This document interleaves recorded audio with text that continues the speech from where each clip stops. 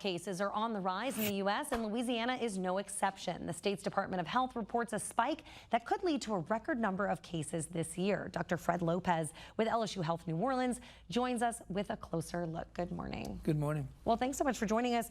I vaguely remember in the haze of early motherhood hearing about this and knowing it was important for people to be vaccinated.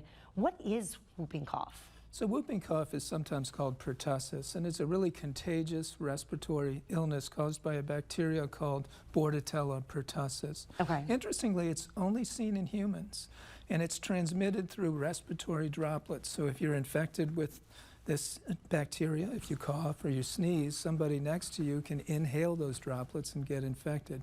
Or really close person-to-person contact with people in the same breathing spaces, such as an adult holding a baby. I see. That can also transmit this infection.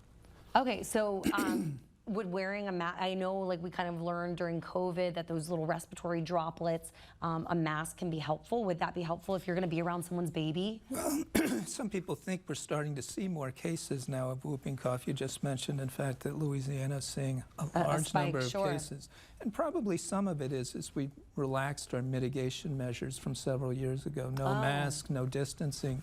And so these respiratory illnesses, whether it's flu, RSV or pertussis, if you're masked or staying far apart from somebody, you're unlikely to get infected.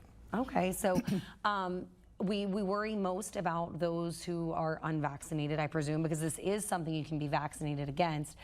So when can babies get vaccinated for this? So there's a 5-shot series. It starts at 2 months, then 4 months, 6 months, 15 to 18 months, and then 4 to 6 years of age. Okay. That's the initial 5-shot series. At 11 to 12 years of age, you're supposed to get a booster. And then every 10 years thereafter, you should get a pertussis shot along with your diphtheria and tetanus in order to get boosted in your immunity, because anybody can get infected with this bacteria. What happens if you do get infected? I mean, we've had other respiratory illnesses. A lot of people, catch that little crud every winter. Is it like that, or is this one something to be more concerned about? Yeah, so just to backtrack a little bit, about 5 to 10 days after you're exposed to this bacteria, you can start to develop symptoms. And those symptoms usually initially are maybe like a cold. You get some runny nose, cough, low-grade fever. Sure. But shortly thereafter, the infection evolves into these respiratory fits, if you will. These people have bursts of coughing that are really violent. Kind of uncontrollable. They're violent and hacking. And in between those coughs, when people take a breath, they make that whoop sound, which has hence the name whooping cough. Let me tell you, this coughing can be so violent that people may vomit afterwards.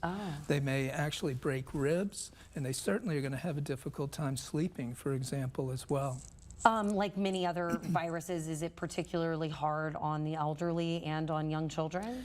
So anybody can get infected, but the people who are at most risk for complications are going to be the very young. So babies less than 1 year old, because they don't have immunity yet. Sure. And then older people, but really people whose immune systems are weak. Those people are more at risk. And people who have moderate to severe asthma. Those are the people who are most risk for complications, which can be pneumonia, convulsions, unfortunately even death. And we've had 2 deaths in infants this year already. The first 2 deaths from pertussis since 2018 in Louisiana. Wow. So, I mean, doctor, best advice to avoid this? Get vaccinated. Get vaccinated. Make sure everybody around you gets vaccinated. Create that shield of immunity so that we're not transmitting what potentially is a life-threatening illness. Yeah, and if you're not feeling well, stay away from small babies. And stay home. All right. Thank you so much, doctor. Absolutely.